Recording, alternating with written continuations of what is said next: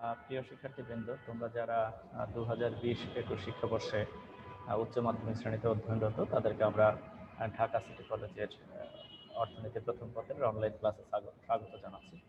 তো আমাদের আজকের যে টপিক আমরা নির্ধারণ করেছি, সেখানে আমাদের বেশ কিছু টপিক এখানে দেওয়া আছে, কিন্তু যেহেতু আগের লেকচারেরও কিছুটা আমাদের বাকি ছিল, তো সেটা সহ আমাদের টার্গেট থাকবে আজকের এগুলো দেখা। তো এখানে বেশ কিছু টপিক আছে যেগুলো মূলত আমাদের সহজ সোজাসাপটা টপিক, যেমন আমাদের এই যে জাতীয় আয় পরিমাপের সমস্যাসমূহ, আমরা যে জাতীয় আয় ব্যাখ্যা করেছি সেগুলো পরিমাপের সমস্যাসমূহ, সেটা বই থেকেও দেখে নেওয়া যায়।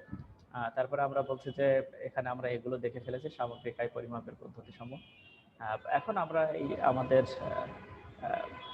মোটামুটি আমরা দেখতে চাই আমাদের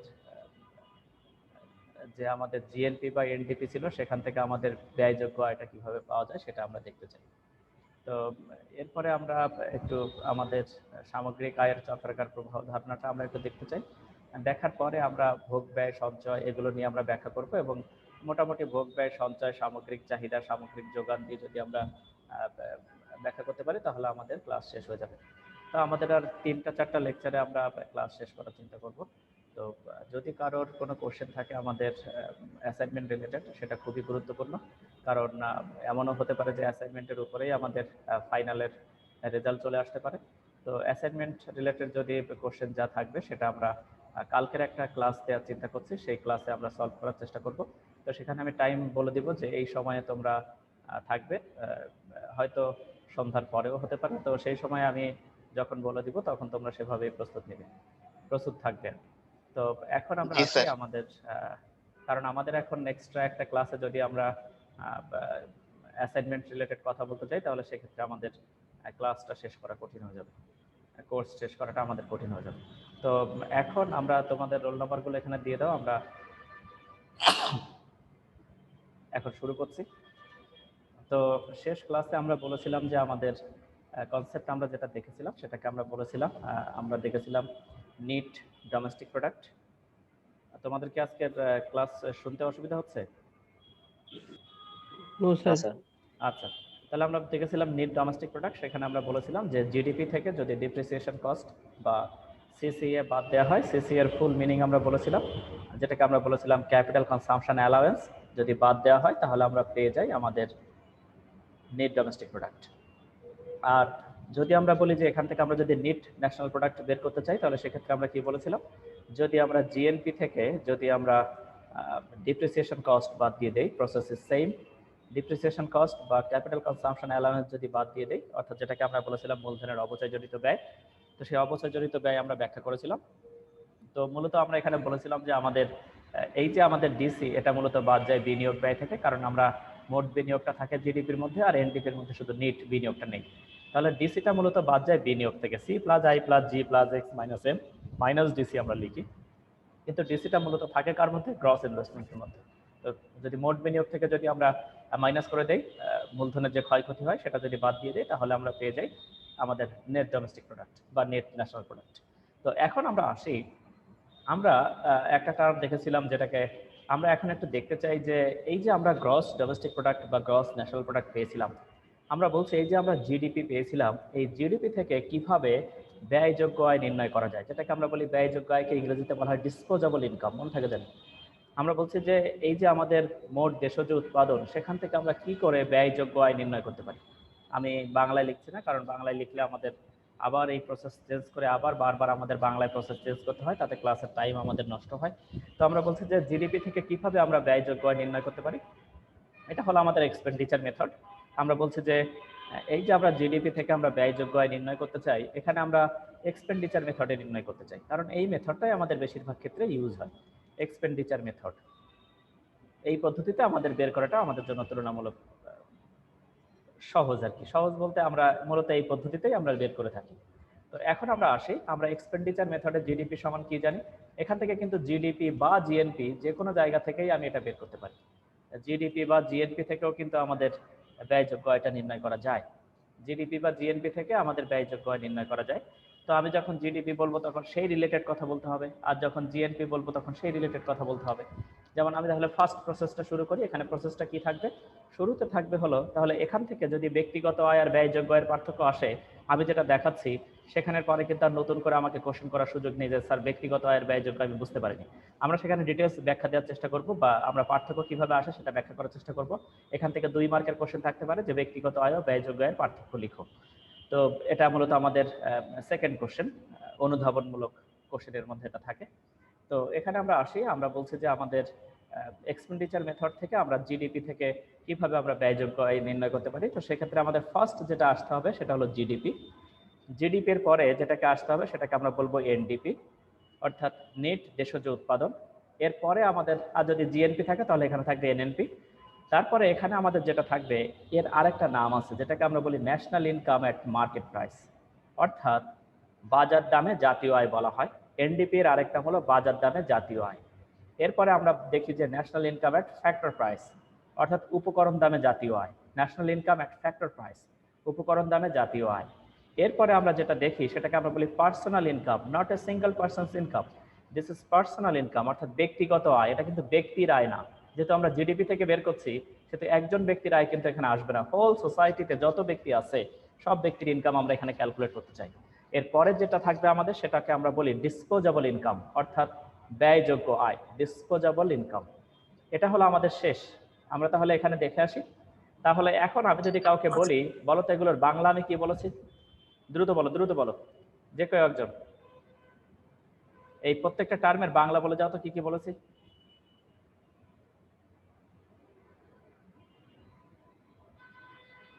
বলো, এখানে বলো,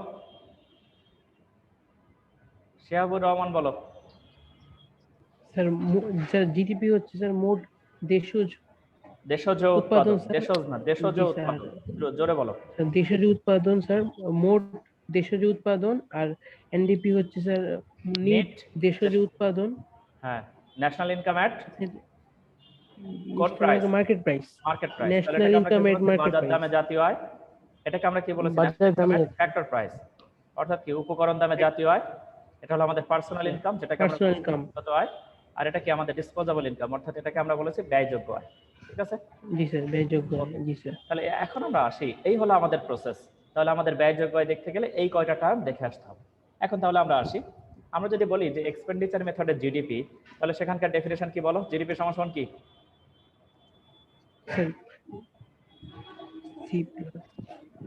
C plus G minus plus minus minus কে আগে লিখছি আমরা প্লাস হবে sir, plus X minus M minus M. আর যদি জিএনপি থেকে ব্যয়যোগ্য আয় নির্ণয় করতে হতো তাহলে জিএনপি শুধু এখানে আমি নেট ফ্যাক্টর ইনকাম লিখলেই হতো, তাই তো? তাহলে আমরা বলছি কি যে যদি আমরা ভোগ ব্যয়, বিনিয়োগ ব্যয়, সরকারি ব্যয়, রপ্তানি এবং আমদানিকে যদি আমরা যোগ বিয়োগ করতে পারি তাহলে আমরা পেয়ে যাই ব্যয় পদ্ধতিতে জিডিপি। এটাতে আমাদের সন্দেহ নেই। তাহলে আমরা একটা বাউন্ডারির মধ্যে হোল যত আমাদের প্রোডাকশন হচ্ছে, দেশি বিদেশিরা মিলে যত প্রোডাকশন করছে তারা সবটাকে আমরা বললাম এটা হলো আমাদের জিডিপি। এরপরে আমরা আসি এর পরের কনসেপ্ট, যদি আমরা ব্যয়যোগ্য আয় বের করতে চাই তাহলে আমাদের এর পরে যেটা আসে সেটাকে আমরা বলছি এনডিপি। তাহলে এনডিপিটাকে আমরা কি বলেছিলাম, জিডিপি মাইনাস কি sir CCA, GDP minus CCA অথবা ডিসি। সিসিএ কে আমরা বলেছিলাম ক্যাপিটাল কনসাম্পশন অ্যালাউয়েন্স, অর্থাৎ ক্যাপিটালকে বেঁচে থাকার জন্য সে যেটা ভোগ করে থাকে আর কি। তো সেক্ষেত্রে আমরা বলেছিলাম কি যে ক্যাপিটাল যদি ইউজ করা হয় তাহলে সেটা ডিপ্রিসিয়েট করে, তার ক্ষয় হয়, তার ক্ষয় রোধ বা তার ক্ষয়ের আগের অবস্থায় নেওয়ার জন্য আমরা যে খরচ করি সেটাকে আমরা বলি ক্যাপিটাল কনসাম্পশন অ্যালাউয়েন্স। এটার নাম হলো, এই ব্যয়টাকে আমরা বলি ডিপ্রিসিয়েশন কস্ট, অর্থাৎ এটাকে বলা হয় অবচয়জনিত ব্যয়। তাহলে এটা এখান থেকে যদি আমরা ডিসি বা সিসিএ বাদ দিয়ে দিই, ক্যাপিটাল কনসাম্পশন অ্যালাউয়েন্স, তাকে আমরা বলছি এনডিপি। এবার এর আর একটা নাম আমরা বলেছি যেটাকে আমরা বলছি national income at market price. তো এখন কথা হলো এর নাম কেন national income at market price বলো। এখন দেখো, আমরা যদি বলি national income at market price বলতে আমরা কি বুঝি, তাহলে আমরা যদি বলি যে ধরলাম এখানে আমি প্রডিউস করছি, সাপোজ ধরলাম ক্লথস, ওকে, আমি ক্লথস প্রডিউস করি। এখন ধরো এই ক্লথ যদি আমি প্রডিউস করি তার জন্য আমার কি নিয়োগ দিতে হচ্ছে, মেশিনারি গুড, যেটাকে আমরা বলছি ক্যাপিটাল গুড, ওকে, পুঁজি দ্রব্য, যেটাকে আমরা বলছি ক্যাপিটাল গুড, পুঁজি দ্রব্য, মেশিনারি গুড বা ক্যাপিটাল গুড, ওকে। তাহলে এখন আমরা যদি বলি এবার দেখো তো তোমার এই ক্যাপিটাল গুডের খারাপ অবস্থা হয়েছে, ক্যাপিটাল গুডটা ডেটোরিয়েট করেছে, ওকে, খারাপ অবস্থা হয়েছে। খারাপ অবস্থার জন্য তুমি কি করেছো, তুমি খারাপ অবস্থার জন্য কি করেছো, ব্যয় করেছো। এই ব্যয়টাকে কি ব্যয় বলা হয়? ক্যাপিটাল গুড যদি তার ক্ষয় হয় তার জন্য যে ব্যয় হয় তাকে আমরা কি ব্যয় বলি? এই কথা বলো না কেন? পড়াশোনা করো না, কিছু না, শুধু ক্লাসে এসে বসে থাকো ঠান্ডা হয়ে। স্যার ক্যাপিটাল কনজাম্পশন স্যার, এই যে অ্যালাউন্স স্যার, অ্যালাওয়েন্স, তাহলে এটাকে আমরা বলি অবচয়জনিত ব্যয়। ওকে, হ্যাঁ স্যার। Depreciation cost. তাহলে এখন দেখো এই যে ডেপ্রিসিয়েশন কস্ট, এখন এই যে আমরা যেমন আগে বলেছিলাম কত, যে তোমার মেশিনারি গুডটা কিনতে, নতুন মেশিনারি গুডটা কিনতে খরচ হয়েছিল 100, আর ধরলাম তার জন্য তোমার অতিরিক্ত ব্যয় হয়েছিল কত, ভালো অবস্থায় নেওয়ার জন্য 10। তাহলে এখন আমি যদি বলি দেখো তো তুমি ক্লথ প্রডিউস করছো, তাহলে এই ক্লথের জন্য কি এক্সট্রা 10 টাকা তুমি চার্জ করতে পারবা বাজারে? মার্কেট প্রাইস বলছি আমরা। তাহলে তুমি এটা বাজারে বিক্রি করবা, এই ক্লথ, যে ক্লথ মেশিনারি গুড দিয়ে যে ক্লথ তুমি বানাচ্ছো সেটা কোথায় বিক্রি করবা? বাজারে বিক্রি করবো। বাজারে। তাহলে আমরা মার্কেট প্রাইস পাবো আর কি, বাজারে বিক্রি করলে ক্লথ থেকে আমাদের মার্কেট প্রাইসটা আসে। কিন্তু দেখো তো তুমি কি এই 110 টাকা পুরোটাই বাজারে চার্জ করতে পারবা, নাকি শুধু 100 টাকা চার্জ করতে পারবা? তোমার যে ক্যাপিটাল গুডের জন্য খরচ, সেটা কি তুমি 110 পুরোটাই চার্জ করতে পারবা নাকি 100 পারবা? স্যার 100 পারবো কাকা। কেন 100? কেন 10টা পারবা না? কারণ তোমার মেশিনারি গুডের অবস্থা খারাপ, আরেকজনের নাও হতে পারে। এবং এই যে 10টা, দেখো তো এই 10টা কি ইকোনমিতে কিছু অ্যাড করেছে, নতুন কিছু? যেমন তুমি যখন নতুন একটা ক্যাপিটাল নিয়ে এসেছিলে তখন তার প্রোডাক্টিভিটি কত ছিল? তার উৎপাদন ক্ষমতা কত ছিল? এই 10 একক উৎপাদন করতে বলেছিলাম না? জি স্যার। 10টা ক্লথ প্রডিউস করে সাপোজ। এবার দেখো তো তুমি যখন এক্সট্রা 10 টাকা খরচ করেছো, তুমি কি আরো একটা এক্সট্রা পেয়েছো, এখান থেকে 10 যোগ 1 পেয়েছো, নাকি আগের অবস্থায় এখনো তুমি পৌঁছতে পারোনি? স্যার আগের অবস্থায় তো এখনো পৌঁছাতে পারিনি স্যার। যেমন ধরো তোমার যদি যারা কথা না বুঝবা তারা কিন্তু কোশ্চেন করবা। যেমন ধরো তুমি একটা নতুন পুঁজি কিনেছো 100 টাকা দিয়ে, এখন তুমি দেখছো কি যে এটার তোমার অতিরিক্ত খরচ করতে হচ্ছে 10 টাকা, তাই তো? এখন দেখো তুমি যখন একটা নতুন ক্যাপিটাল কিনেছিলে তখন তার উৎপাদন ক্ষমতা কত ছিল? 10 ছিল, 10। 10 টাকা। কিন্তু সময়ের সাথে সাথে এর উৎপাদন ক্ষমতা কি 10 ছিল নাকি কমে গেছিল? কমে গেছিল স্যার। এখন তুমি যদি এক্সট্রা 10 টাকা খরচ করো তাহলে কি তোমার উৎপাদন 11 হয় নাকি 10-এর কাছে যেতে পারে? তার চাইতে আর বেশি সম্ভব না? স্যার 10-এর কাছে যাইতে পারে, তার চেয়ে বেশি তো সম্ভব হবে। তার চাইতে তো বেশি সম্ভব না। তাহলে এখন আমি যদি বলি যে তোমার, তাহলে তুমি যদি এই এক একক অতিরিক্ত 1 একক কি তুমি বাজার থেকে চার্জ করতে পারো, যে অতিরিক্ত 1 একক থেকে তুমি টাকা তুলে নেবে এই 10 টাকা? ধরলাম 10টার জন্য 100 ছিল, 110 খরচ করেছো, তাহলে কি তোমার প্রোডাকশন 11 হবে? না স্যার 11 হবে না। না স্যার তাহলে 11 তা তো আর হবে হবে। না। তাহলে তুমি যদি এই ডেপ্রিসিয়েশন কস্ট বাদ, তাহলে কিন্তু তোমার তো এর মধ্যে যোগ হয়ে আছে কত? দেখো তো তোমার এই হিসেবের মধ্যে যোগ হয়ে আছে কত? 110 না? খরচ মোট খরচ 110 কত টাকা। হচ্ছে? 110। 110 তো তোমার হিসাব 110 মতো কত হওয়ার কথা ছিল? 100 11 হবে। 11 হওয়ার কথা ছিল, 11 কিন্তু স্যার, তা তো আর 11 হচ্ছে না, তা তো আর হচ্ছে না। তাহলে তুমি এই 11টা কি বাজার থেকে চার্জ করতে পেরেছো, যে অতিরিক্ত 1 এককের জন্য কি তুমি বাজারে কোনো প্রাইস পেয়েছো? না স্যার। না তুমি স্যার। বাজার থেকে কোনো এটা কি বাজারে বিক্রি করতে পেরেছো? 11 এক নাম্বার এই যে অতিরিক্ত একটা, এটা কি বাজারে বিক্রি করতে পেরেছো? তুমি তো ওই পর্যন্তই রিস্ক করতে পারোনি, তো তুমি বাজারে বিক্রি করবা কি করে? তাহলে দেখো তো এই যেটা অবচয় হচ্ছে, সেই অবচয়টা নতুন কোনো কিছুকে অ্যাড করেছে ইকোনমিতে? তাই কোনো প্রোডাকশন কি অ্যাড করেছে নাকি? না স্যার অ্যাড করে না তো স্যার। কিন্তু সেটা তো তোমার জিডিপির মধ্যে অ্যাড হয়ে আছে, ওই 10 টাকা অ্যাড হয়ে আছে না? হ্যাঁ স্যার অ্যাড তো হয়ে আছে আগে। কিন্তু সেটা তো তুমি বাজার থেকে তুলতে পারোনি, পেরেছো নাকি? 10 টাকা কি বাজার থেকে তুলতে পেরেছো অতিরিক্ত খরচ না স্যার, যোগ না করে? স্যার। তাহলে না স্যার। বাজার থেকে যেটা তুমি পাচ্ছ সেটার জন্য তোমাকে কি বাদ দিতে হবে? জিডিপি থেকে কোনটা বাদ দিতে হবে? Sir DC. Sir depreciation. DC বা সিপিএ। ডেপ্রিসিয়েশন কস্ট বাদ দিলে, কারণ তোমার তো অতিরিক্ত কিছু অ্যাড করছে না। তুমি যে অতিরিক্ত 1 একক কাপড় বিক্রি করতে পারছো বাজারে, সেটা কিন্তু তোমার হচ্ছে না। এজন্য এটাকে বলা হয় কি? বাজার দামে জাতীয় আয়। কারণ এই অতিরিক্ত 10টা এটা কি জাতীয় আয়। বাজার দামের সঙ্গে যোগ হয়েছে? দেখো তো বাজার দামটা কি এটা, এর থেকে কি অতিরিক্ত একটা তুমি তুলতে পেরেছো বাজার থেকে? না স্যার। না স্যার। তাহলে সেটা তোমার বাজার দামটা আসলে কতর সঙ্গে যোগ হবে? সেটা কত থাকবে আসলে? স্যার 100। 100। 100। ডিসিটা কখনো বাজার দামের সঙ্গে তুমি তুলতে পারো না, এটা বাজার থেকে তুমি তুলে আনতে পারো না, সেটা অতিরিক্ত কোনো কিছু অ্যাড করে না। ওকে, জি স্যার। এই জন্য তোমার এটাকে বলা হয় বাজার দামে জাতীয় আয়। তাহলে জিডিপি থেকে যদি আমরা ডিসি বাদ দেই তাহলে পাবো আমরা বাজার দামে জাতীয় আয়, যার আরেক নাম নিট ডোমেস্টিক প্রোডাক্ট, মনে থাকার জন্য। ওকে, নেক্সট। এবার আমরা আসি, এখন আমরা বলছি national income at market price বলেছি আগেরটা, তাহলে এটা কি হবে? National income at factor price. তাহলে একটা জিনিস খেয়াল করো, যখন আমরা এনডিপি বের করেছি তখন সেটা বের হয়েছে কোত্থেকে? কিসের থেকে বের হয়েছে? স্যার জিডিপি থেকে। জিডিপি থেকে। তাহলে এনআইএফপি টা কার থেকে বের হবে? আর এই যে এনডিপি থেকে স্যার। এনডিপি থেকে আসবে। কিন্তু তার আগে আমরা একটু বলে আসি, আমাকে কেউ বলতে পারো যে এনআইএফপি টা আসলে কোনটা কোনটা যোগ করলে হয়? উপকরণ দামে জাতীয় আয়। এই শিয়াব বলো, উপকরণ দামে জাতীয় আয় কোনটা কোনটা যোগ করলে হবে? উপকরণ কি কি? ভূমি সমমূলধন এটা স্যার নাকি স্যার সিআইজি? আরেকটা কি? লাস্টটা কি? প্রফিটের সাইড নেই তো, প্রফিট লিখে দিলাম। তাহলে এবার দেখো তো, সহজ ভাবে যদি তোমাকে বলা হতো যে উপকরণ দামে জাতীয় আয় কি, তা উপকরণ দামটা কি? আমি যদি বলি যে ল্যান্ডের উপকরণ দাম হলো রেন্ট, লেবারের উপকরণ দাম হলো কি? লেবার একটা উপকরণ, তার দামটা কি? এই লেবারের জন্য আমরা কি পরিশোধ করি? লেবারের প্রাইসটাকে আমরা কি বলি? স্যার মজুরি স্যার। ওয়েজ বা মজুরি। ক্যাপিটালের প্রাইসকে আমরা কি বলি? ভাই ক্যাপিটালের প্রাইসকে আমরা কি বলি? Income sir, income interest. সুদ। আর এন্টারপ্রেনার প্রাইসকে আমরা কি বলি? স্যার প্রফিট বলি স্যার, মুনাফা। তাহলে এবার দেখো, কিন্তু আমরা কি বলছি যে আমরা এই তোমার আয় পদ্ধতি বলেছিলাম না, এটাকে আমরা আয় পদ্ধতি বলেছিলাম না? জি স্যার। মনে পড়ে? এটা আয় পদ্ধতিতে ছিল রেন্ট, ওয়েজ, ইন্টারেস্ট আর প্রফিট। মনে পড়ে? Summation of R, summation of W, summation of I, summation of pi, মনে পড়ে? যোগ করে দিয়েছিলাম। কিন্তু আমরা কি এই পদ্ধতিতে বের করছি নাকি এক্সপেন্ডিচার মেথড থেকে এনআইএফপি বের করতে চাই? Expenditure method. এই যে দেখো, এটা এক্সপেন্ডিচার মেথড না? আমরা কি এই রকম কিছু আমরা আগে পেছনে যোগ করেছি কোথাও? না স্যার।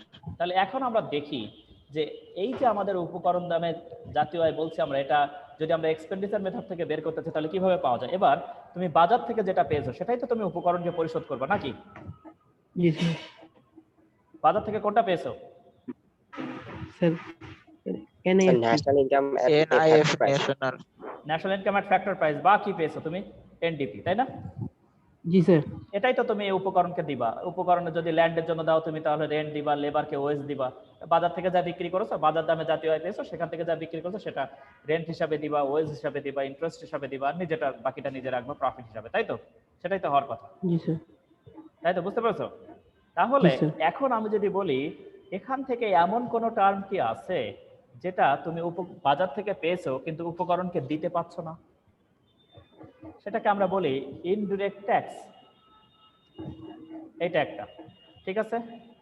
আর আরেকটা টার্ম তুমি পেয়েছো যেটা তুমি বাজার থেকে পাওনি কিন্তু তুমি উপকরণকে দিতে পারছো, সেটাকে আমরা বলি সাবসিডি। মনে থাকে জানি? ইনডিরেক্ট ট্যাক্সকে আমরা কি বলছি? বাংলা কি? ইনডিরেক্ট অর্থ কি? পরোক্ষ। পরোক্ষ কর। ট্যাক্স শব্দের অর্থ হলো কর। আর সাবসিডি শব্দের অর্থ কি? সাবসিডি কাকে বলে? সাবসিডি কখনো শুনেছো? ভর্তুকি। স্যার ভর্তুকি শুনতে পারি, সাবসিডি শুনিনি। তাহলে সাবসিডির বাংলা হলো ভর্তুকি, আর ভর্তুকির ইংরেজি হলো সাবসিডি। মনে থাকে যেন। আর ইনডিরেক্ট ট্যাক্সকে আমরা কি বলছি? পরোক্ষ কর। এটা জানি মনে থাকে। ওকে, পরোক্ষ কর। জি স্যার। ওকে। ও সরি, এখান থেকে আমরা এখানে একটু সমান সমান দেওয়া উচিত ছিল, এটা মাইনাস হয়ে গেছে। সমান সমান হবে। ওকে। ও সরি। জি স্যার। ঠিক আছে। আমরা এটা কি বের করছি? এনআইএফপি বের করছি। তাহলে এনআইএফপি বের করতে গেলে আমাদের ন্যাশনাল ইনকাম ফ্যাক্টর প্রাইস আমরা বের করছি। তাহলে এনআইএফপি যদি আমরা লিখি সমান সমান আমাদের কি হবে? National income at market price হবে। ওকে। জি স্যার। এনআইএফপি টা আসবে কোথা থেকে? এইখান থেকে আসবে। তাহলে এনআইএমপি বা এনডিপি মাইনাস কি? ইনডিরেক্ট ট্যাক্স প্লাস হলো সাবসিডি। ওকে, এটা হলো আমাদের সূত্র। তাহলে এখন দেখো, আমি যদি বলি যে পরোক্ষ কর কাকে বলে বলো তো? Indirect tax. ধরো তুমি একটা কাপড় বিক্রি করেছো বাজারে 100 টাকা দিয়ে, তাহলে এটাই তোমার national income at market price. যদি আমরা শুধু কাপড় ছাড়া আর কিছু না চিন্তা করি এবং সারা বাংলাদেশে এটাই প্রডিউস হচ্ছে, তাহলে national income at market price কত? কাপড় বিক্রি করে কত পেয়েছো? 100 টাকা। 100 টাকা। আমরা শুধু কাপড় উদাহরণ হিসাবে নিচ্ছি, কিন্তু আরো অনেক কিছুই প্রডিউস হয়, সবকিছু এখানে আনতে হবে। এবার দেখো, এখান থেকে তুমি এই কাপড় বিক্রি করে ধরো তুমি পেয়েছো কত? 100 টাকা। 100। এবার সরকার বলছে তুমি 100 টাকার কাপড় বেচেছো, ফাইন, তুমি আমাকে 10 টাকা দিয়ে দাও। জি স্যার। এই 100 টাকা স্যার এটা থেকেই হলো ফার্স্ট। তুমি দেখছো যে তুমি 100 টাকা পেয়েছো, ঠিক আছে, কিন্তু সেখান থেকে সরকার জনগণের কাছ থেকে কেটে নিচ্ছে ট্যাক্স কত? আচ্ছা 10। 10 টাকা। তাহলে দেখো তো এই 10 টাকা কি তুমি ফ্যাক্টরকে দিতে পারো না? এটা সরকার নিয়ে নিয়েছে তোমার কাছ থেকে, সরকার সরকার নিয়ে সরকার নিচ্ছে। নিয়ে তাহলে তো নিচ্ছে। এটা ফ্যাক্টর পাবে না। এই তুমি বাজারে বিক্রি করেছিলে 100 টাকা দিয়ে, কিন্তু তার থেকে আবার সরকার নিয়ে নিচ্ছে 10 টাকা। ওকে, তাহলে জি তুমি স্যার। ফ্যাক্টরকে কত দিতে পারছো এখন? স্যার 90 টাকা। 90 টাকা। এবার সরকার বলছে আমি তো ওদের কাছ থেকে ট্যাক্স নিয়েছিলাম, ওরা উৎপাদনকারী, তাহলে এক কাজ করি ওদেরকে আমি সাবসিডি দিয়ে দিই। সাবসিডিটা দিলাম 10 টাকা। কেন সাবসিডি দেয় এবং সাবসিডি কি সেটা আমরা ব্যাখ্যা করছি। তাহলে দেখো তো যোগ বিয়োগ করে কত হচ্ছে। যদি সমান সমান হয় তাহলে এনআইএফপি আর এনআইএমপি সমান সমান হয়ে গেছে না? জি জি স্যার। স্যার। তোমার এনডিপি বা এনএনপি এনআইএফপি এখন সমান হয়ে গেছে না? জি Yes, স্যার। sir. এনডিপি আমরা কত ধরেছিলাম বলো তো? স্যার 100। স্যার 100। 100 ধরেছিলাম, কিন্তু আমরা দেখছি এনআইএফপি 100 বের হয়েছে। কখন বের হয়েছে? যখন সাবসিডি আর কি ট্যাক্স কি হয়ে গেছে, সমান এক হয়ে গেছে। হয়ে সমান হয়ে গেছে। সমান এবার হয়ে দেখো ইনডিরেক্ট ট্যাক্সটা কি? স্যার, আমি এমন একটু একটা question করি, ট্যাক্স স্যার। যেটা তুমি পরিশোধ করো কিন্তু বুঝতে পারো না যে তুমি দিচ্ছ। উদাহরণ দাও তো। যেমন স্যার বেসে ভ্যাট যেমন স্যার ধরো তুমি মূল্য একটা কলম সংযোজন কিনলে, 10 টাকা দিয়ে একটা কলম কিনছো, ধরলাম সরকার সেখানে কিন্তু ধরলাম 10 পয়সা বা 1 টাকা ট্যাক্স নিচ্ছে, কিন্তু তুমি কি বুঝতে পারো যে সরকার তোমার কাছে কত ট্যাক্স স্যার। নিচ্ছে? না না স্যার। স্যার না, বুঝতে স্যার। পারলাম। তাহলে এবং এটা কিন্তু তুমি যে এমন যে তুমি এটা কিন্তু বাধ্য না, তুমি কলম না কিনলে সরকার ট্যাক্স পাবে না। তো ডাইরেক্ট ট্যাক্সটা কি, যে এটা একেবারে সরাসরি আমাকে নির্ধারণ করে দেয়, যেমন ইনকাম ট্যাক্স, আমি কিন্তু এটা ফাঁকি দেওয়ার কোনো সুযোগ নেই। কিন্তু ইনডিরেক্ট ট্যাক্স যদি তুমি পারচেজ না করো তাহলে সেক্ষেত্রে তোমাকে পে করতে হয় না। এবং এখানে করের বোঝাটা দেখা যায় কি একজনের উপরে চাপানো হয়, উৎপাদনকারীকে চাপানো হয়, উৎপাদনকারী আবার তোমার উপরে চাপিয়েছে। কলমের জন্য কলম উৎপাদনকারীর উপরে কলমের উপরে ট্যাক্স দিয়েছে, উৎপাদনকারী আবার তোমার উপরে ট্যাক্স দিয়েছে। অর্থাৎ যার ভারটা আরেকজনের ঘাড়ে যেয়ে পড়ে তাকে আমরা বলি পরোক্ষ কর। ওকে, আর ইনকাম ট্যাক্সটা কি? ডাইরেক্ট ট্যাক্স, একেবারে আমার ঘাড়ের উপরে চাপিয়েছে, আমাকেই বহন করতে হবে। বুঝতে পেরেছো? এবার আমরা আসি, এটা আমরা সেকেন্ড চ্যাপ্টারে সেকেন্ড পার্টে যে আমরা এগুলো দেখার চেষ্টা করব। তো এরপরে আমরা আসি, এবার দেখো এখন আমাদের যে টপিকটা ক্লিয়ার না সেটা হলো সাবসিডি কাকে বলে। এবার ধরো আমরা একটা সাবসিডির এক্সাম্পল দেই। ধরো তোমরা একটু নাম টাম লিখে দিও, আর তোমাদের কিন্তু ডিফল্টার লিস্ট তৈরি হচ্ছে, জানি না সেটা দিয়ে কি করবে। যদি কোনো খারাপ সংবাদ থাকে তার জন্য প্রস্তুত থাকতে হবে যারা ক্লাস করেনি নিয়মিত। তো এখন আমরা আসি, এবার দেখো এখান থেকে, এবার আমরা আসি, আমরা বলছি সাবসিডি, ভর্তুকি। তো ভর্তুকিটা কি দেখো, ভর্তুকি হলো আমরা বলছি আগে, তার আগে উদাহরণটা দিয়ে নেই। যেমন ধরো স্যার, তুমি একজন সেটা বলছেন। পুয়ার পিপল, তুমি একজন পুয়ার পারসন, তুমি বাজারে গেছো, যে দেখছো যে চালের কেজি 40 টাকা, তো আমরা বলছি that is too much to you. তাহলে আমরা বলছি কি এই 40 টাকা তোমার জন্য একটু বেশি প্রাইস, তোমার জন্য একটু কস্টলি, কারণ তুমি গরিব মানুষ, 40 টাকা দিয়ে তোমার 1 কেজি চাল কেনাটা তোমার জন্য একটু কষ্টকর হচ্ছে। ওকে, বুঝতে পেরেছো? জি স্যার। এবার সরকার বলছে তাহলে তো গরিবরা যেহেতু সোসাইটির পার্সন এবং আমি জনকল্যাণ নিশ্চিত করতে চাই, তাহলে এদেরকে কিভাবে কমে খাওয়ানো যায় সেটা আমার টার্গেট করতে হবে। তাহলে গভর্নমেন্টের এখন মাথা ব্যথা হয়ে দাঁড়িয়েছে চালের দাম কমানো। এবার গভর্নমেন্ট বলছে দোকানদারদেরকে বলে দিতে, কালকে থেকে চালের কেজি 35 টাকা। ওকে, তোমরা 35 টাকায় চাল জি বিক্রি স্যার। করবে, কারণ গরিব মানুষ, তাদের কষ্ট হয়।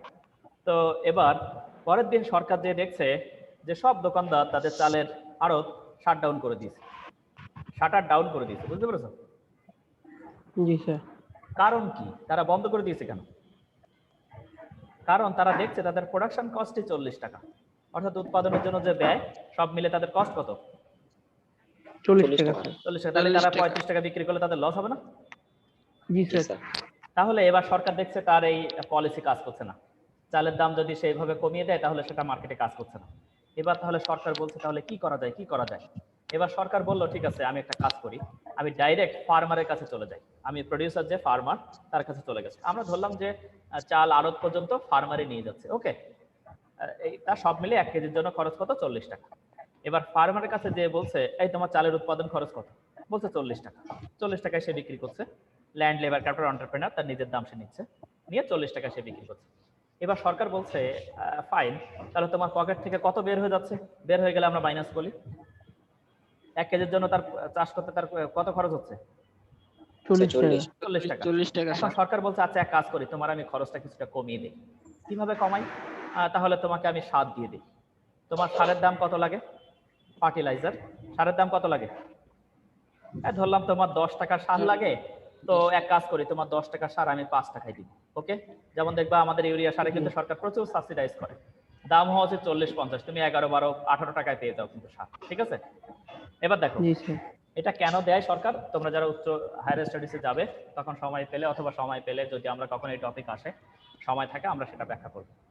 আমাদের যেহেতু ক্লাসরুম না এটা, সেহেতু আমাদের এখানে দ্রুত আমাদের শেষ করতে হয়। আমরা যেহেতু লিখে লিখে দেখাচ্ছি, লেখাটাও আমাদের জন্য একটু হ্যাসেল এখানে। তো এখন দেখো এখান থেকে আমরা বলছি যে তাহলে 5 টাকা বলছে সরকার, 10 টাকার জায়গায় কত করে দিয়েছে? 5 টাকা। এবার দেখো তো তাহলে কৃষকের পকেটে এক্সট্রা কত এসছে? 5 টাকা থেকে স্যার। গেছে, 5 টাকা থেকে গেছে না? এখন তার প্রোডাকশন স্যার। কস্ট কত হবে? 35।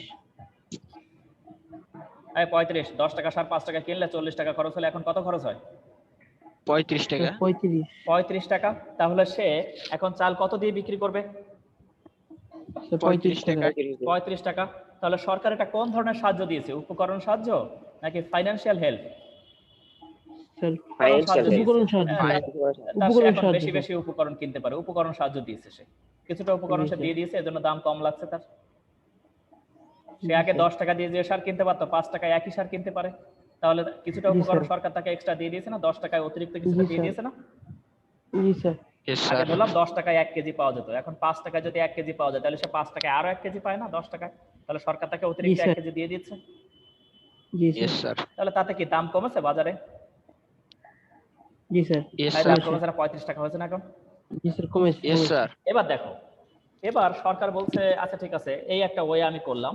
এবার ও বলছে যে আমি তো ব্যাংক থেকে লোন নেই, কৃষি ব্যাংক থেকে 35 টাকা করে লোন নিলে আমাকে অতিরিক্ত 5 টাকা দিতে হয়। তা সব মিলে আমার উৎপাদন খরচ কত পড়ে? 40 টাকা। 40 টাকা। এবার সরকার বলছে ঠিক আছে তোমার আমি ওই কৃষি ব্যাংকের লোন মৌকুফ করে দিলাম। এটা জি স্যার। সরকারের পকেট থেকে দিতে হচ্ছে না এই 5 টাকা? জি স্যার। Yes, sir. তাহলে এটা কি একেবারে ডাইরেক্ট সে টাকা দিয়ে দিচ্ছে না? জি স্যার। জি, তাহলে স্যার। এখন আমি যদি বলি এই যে 5 টাকা, এই 5 টাকাটাকে আমরা বলছি সাবসিডি। এখন তোমরা একটা ডেফিনেশন দাও তো যে ভর্তুকির সংজ্ঞাটা কিভাবে দেয়া যায় এখান থেকে যে উদাহরণ আমরা দিলাম।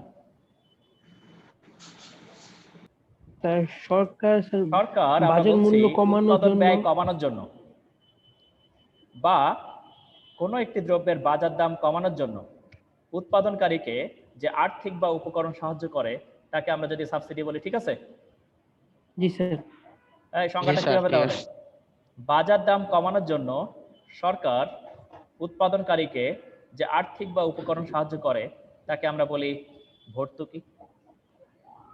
জি ক্লিয়ার? স্যার। জি স্যার। জি, স্যার।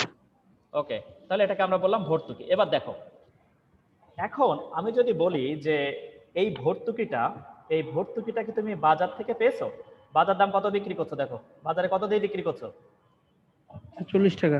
এই কোথায় 40 টাকা? 35 টাকা স্যার। 35 টাকা। কিন্তু দেখো তো তুমি তো আরো কিছু একটা পেয়েছো। কত পেয়েছিলে? স্যার ওই যে 5 টাকা। 5 টাকা। 5 টাকা পেয়েছো। এটা কি বাজারে বিক্রি করে পেয়েছো? বাজারে তো তুমি 35 টাকা বিক্রি করেছো। না স্যার। জি কিন্তু স্যার। এটা তো তুমি ফ্যাক্টর হিসাবে তুমি পেয়েছো না? সরকার তোমাকে দিয়েছে না? জি Yes, স্যার। স্যার। তাহলে ফ্যাক্টর হিসাবে তুমি কিন্তু সাবসিডিটা রিসিভ করো, কিন্তু সেটা তোমার বাজার দামে থাকে না। তাহলে তোমার এই যে দেখো তো এখানে কি করেছি আমরা, সাবসিডিটাকে কি করেছি? এই সাবসিডিটা কি যোগ করেছি? করছে। যোগ করছি। যোগ করছে। কারণ তুমি তো উপকরণ কেনা বা উপকরণ বা এই আর্থিক সাহায্য এগুলো হিসাবেই তুমি সাবসিডিটা পেয়েছো। এটা তো তুমি রিসিভ করেছো সরকারের থেকে, এটা তো তোমার পকেট থেকে জি, এক্সট্রা স্যার। খরচ যায়নি। তাহলে তুমি কি এটা বাজারে বিক্রি করে পেয়েছিলে নাকি সরকার তোমাকে দিয়েছে? না স্যার সরকার সরকার দিয়েছে। দিয়েছে। নিঃসন্দেহে বাজার দামের মধ্যে নেই, বাজার দামের মধ্যে নেই, এজন্য আমরা অতিরিক্ত এই টার্মটাকে এনে যোগ করেছি। তাহলে আমরা যখন উপকরণ দামে জাতীয় আয় বলবো তখন আমরা কি করব? বাজার দামে জাতীয় আয় থেকে আমরা পরোক্ষ করটা বাদ দিয়ে দিচ্ছি, কারণ এটা সরকার তোমার থেকে নিয়ে নিচ্ছে, এটা তুমি পাবে না উপকরণ হিসাবে। আর আমরা কোনটাকে যোগ করে দিয়েছি? Subsidy sir. সাবসিডিটাকে যোগ করে দিয়েছি। কালকের আমরা সন্ধ্যার পরে তোমাদের ক্লাস নেওয়ার চেষ্টা করব আমাদের অ্যাসাইনমেন্টের উপরে। তো সেখানে তোমরা আশা করি সবাই চেষ্টা করবে থাকার, কারণ এই অ্যাসাইনমেন্টটা তোমাদের জন্য খুবই গুরুত্বপূর্ণ। আমরা লিঙ্কটা স্যার। মেসেঞ্জারে দিয়ে দিব। ওকে, এবার আমরা ওকে স্যার। নেক্সট। তাহলে এবার দেখো আমরা পেলাম national income and factor price. তাহলে এর পরের টপিকটাতে আমরা কি বলবো? কোনটা আমাদের এখান থেকে দেখতে হবে? পরে কি ছিল এরপরে? তাই এরপরে কোনটা বলবো? এরপরে কি আমরা কটা গেছি? জিডিপি গেছি, এনডিপি গেছি, এনআইএফটি গেছি। এরপরে কোনটা? Personal income. Personal income. Personal ইনকামের স্যার। বাংলা আমরা কি বলেছি? ব্যক্তির আয় না ব্যক্তিগত ব্যক্তিগত আয়? ব্যক্তিগত ব্যক্তিগত আয়। ব্যক্তিগত আয়। ব্যক্তিগত। এবার দেখো তো এই ব্যক্তিগত আয়টা বের করছি কোত্থেকে আমরা? জিডিপি থেকে স্যার। জিডিপি থেকে বের করছি। তাহলে আমাদের এটা আসবে কোত্থেকে এখন? আমরা শেষ বেলায় কোনটা পেয়েছি? National income at net national income and factor factor price. Price. এখন বলো তো এই যে national income at factor price এর সবটাই কি ব্যক্তি পাবে? অর্থাৎ তুমি উপকরণ হিসাবে আয় করেছো, সেই আয়টা সবটাই কি তোমার পকেটে দিয়ে দেওয়া হবে, নাকি এখানে আরো না, কিছু স্যার। ব্যাপার আছে যে ব্যাপারগুলো আমাদের খেয়াল রাখতে হবে যে সবটা আমরা পাই না? দেখো এখানে কি কি আছে স্যার। তাহলে। এবার আমরা আসি তাহলে আমরা বলছি ব্যক্তিগত আয়। তাহলে এটা কয়জন ব্যক্তির আয় সোসাইটিতে? একজনের। একজনের নি এই স্যার। কোথায় একজনের? এখানে জিডিপি থেকে পাচ্ছি না। জিডিপি কি একজনের জিডিপি নাকি না এটা স্যার, বাংলাদেশে? পুরো সমগ্র দেশের। তাহলে আমরা এই পার্সোনাল ইনকামটা কয়জন পার্সনের? সোসাইটিতে যত পার্সন আছে সব পার্সনের ইনকামটা আমরা এখানে দেখতে চাই। বুঝতে পেরেছো? জি স্যার। কারণ আমরা তো পাচ্ছি সেটা জিডিপি থেকে। সব ডিপ্রিসিয়েশন কস্ট সোসাইটিতে কত হচ্ছে সেটা বাদ দিয়েছি।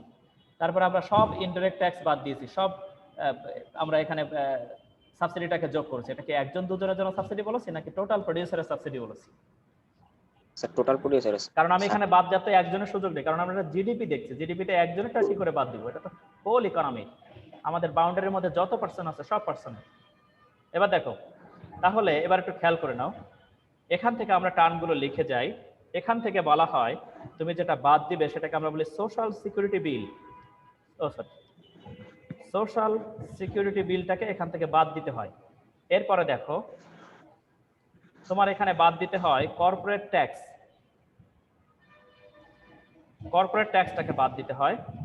এখান থেকে বাদ দিতে হয় কর্পোরেশনস আনডিস্ট্রিবিউটেড প্রফিট। পাইটা এখানে আমি লিখতে পাচ্ছি না, প্রফিট লিখে দিলাম। কর্পোরেশনস আনডিস্ট্রিবিউটেড প্রফিট এটা বাদ দিতে হয়।